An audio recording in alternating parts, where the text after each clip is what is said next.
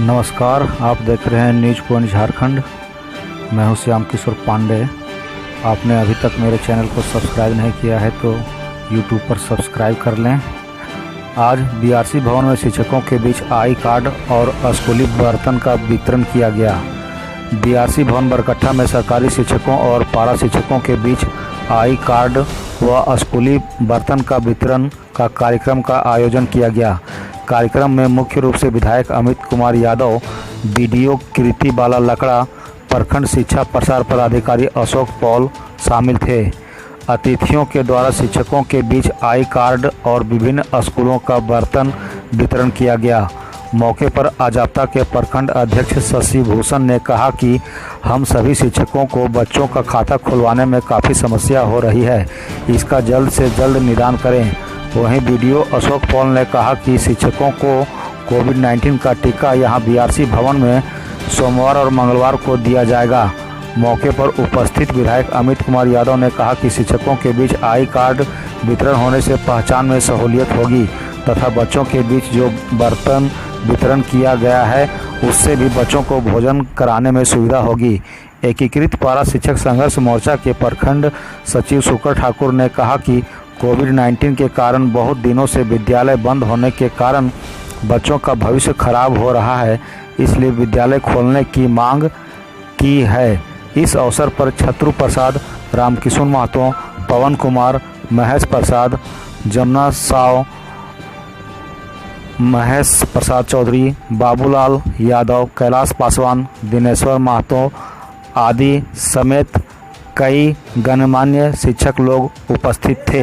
जो आवंटन प्राप्त होता है चावल बांटने का, उसमें निर्देश होता है कि 75% के लगभग में बच्चों को आप चावल दीजिए। हम कहते हैं कि विद्यालय आपका बंद है, बंद की स्थिति में हम किसको उपस्थित माने कि 75% है और किसको हम अब्सेंट माने 25% है। ये आकलन कोई भी कर सकता है इस बात का। जब बंद विद्यालय की स्थिति में तो हम कौन बच्चे को चावल दें और किसको नहीं दें। तो ये सरकार का जो आदेश आता है बार बार, इसको सरकार से बात करना पड़ेगा इसके लिए कि जब 100% नामांकन आप 100% खोजते हैं तो लाभ 100% को मिलेगा कि 75% को मिलेगा। एक ही चीज़ खाली समझा दीजिए आप हमको। लेकिन हम लोग तो लिखते लिखते थक गए, बोलते बोलते थक गए। हम लोग का काम है हल्ला करना, कुछ हम लोग से होना तो है नहीं, आप लोग हैं। तो इस बात को संज्ञान में गंभीरता पूर्वक लीजिए और इसको आप अनुरोध करेंगे कि इसको भूलिएगा नहीं। कम से कम ये पूरे जनहित, छात्रहित, पूरे समुदाय से जुड़ा हुआ मामला है। ये व्यक्तिगत कोई शिक्षा का मामला नहीं है, ये सारे लोग का मामला है। ये आज का मुख्य चीज़ है। ज़्यादा बोझ देंगे आप लोग को भी तो आप लोग भी भूल जाइएगा। पहला चीज़ चावल का भाड़ा हम लोग को मिले, ये डीसी सर से बात करना होगा जी। डीसी सर से जी, डीसी साहब से बात करना होगा या डीएससी सर से। डीएससी, आरडीडी, डीओ सब हम लोग के एक ही हैं। डीओ से नहीं होगा।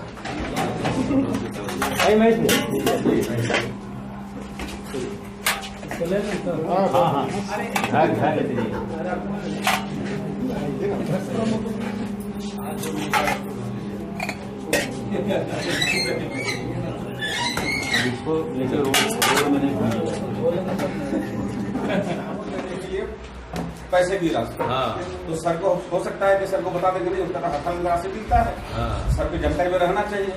हथालन का राशि होता है सर ट्रांसपोर्टेड, जो कि बीआरसी से स्कूल तक ले जाने के लिए।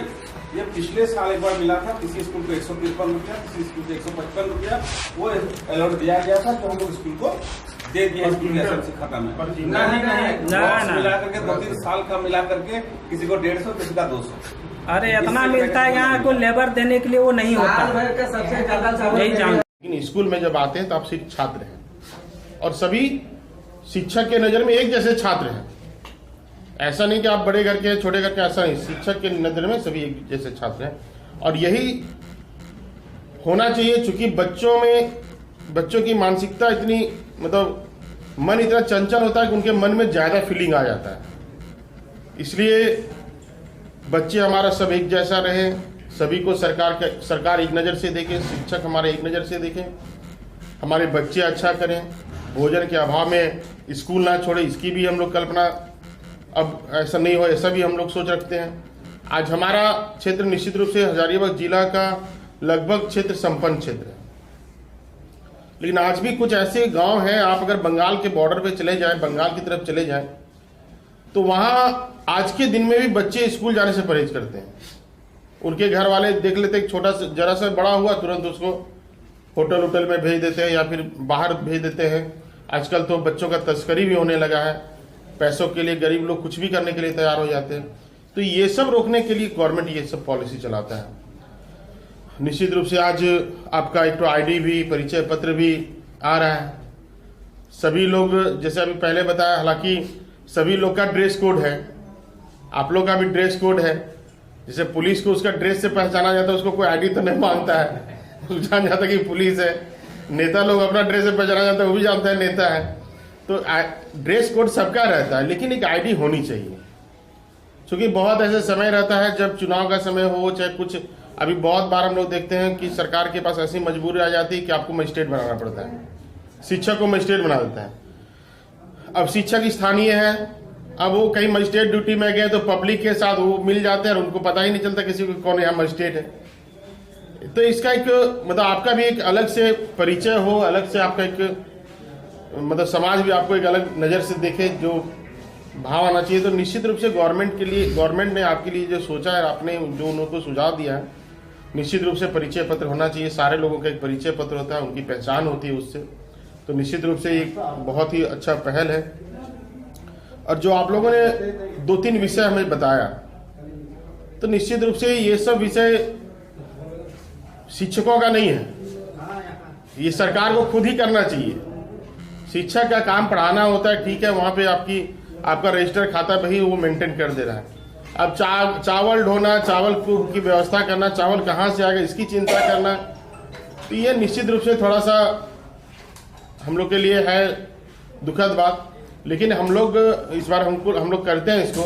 और जिस प्रकार से डीलर लोग को मिलता है, उनका डिलीवरी डोर तक होता है, वो सिस्टम आपके साथ भी हम लोग लागू करवाएंगे और आपको इस झमेला से मुक्ति दिलाएंगे। भोजन बनाने वाली रसोईया ही है, ग्राम सभा आप लोग का प्रबंधन समिति है ही है, और गवर्नमेंट स्वयं वहां तक पहुंचा के दे, ऐसी व्यवस्था हम लोग निश्चित रूप से करवाते हैं, वही है। और निश्चित रूप से उसके लिए जो जरूरी आवश्यक चीजें हैं, बर्तन का जो डिस्ट्रीब्यूशन हो रहा है, उसके लिए आयोजित किए प्रोग्राम के तहत मंचासीन हमारे विधायक जी, हमारे प्रमुख साहब, हमारे उप प्रमुख महोदय और हमारे जितने भी शिक्षकगण हैं, बीओ साहब, और जितने भी माई बंधु आए हुए हैं बाहर से, उनका भी स्वागत है इसमें। आप लोग से कहना चाहूँगी कि सरकार हर चीज़ हमें अवेलेबल करा रही है कि हर कुछ अच्छे से चले, बच्चों को कोई परेशानी ना हो। मध्याह्न भोजन के तहत कि पकाने का सामग्री, गैस का, उनके लिए गैस भी उपलब्ध कराया जाता है, प्लेट है और इतने गिलास सभी चीज़ दिया जा रहा है। तो कभी बच्चे घर ले जाते हैं, कभी मिसप्लेस हो जाता है, कुछ हो जाता है, पर सरकार ने अभी पुख्ता इंतजाम करके रखा है कि इसमें अपना मार्क भी डाला है। तो लगे रहना, हम लोग को ये महसूस होना चाहिए, लोग भी जानने पाए कि इसमें एक मार्क लगा हुआ है कि इसको और मिसयूज ना करें, घर स्कूल में ही केवल यूज हो। और आप लोग इतना बहुमूल्य समय देकर यहाँ आए और इसको प्राप्त करने के लिए आए हैं।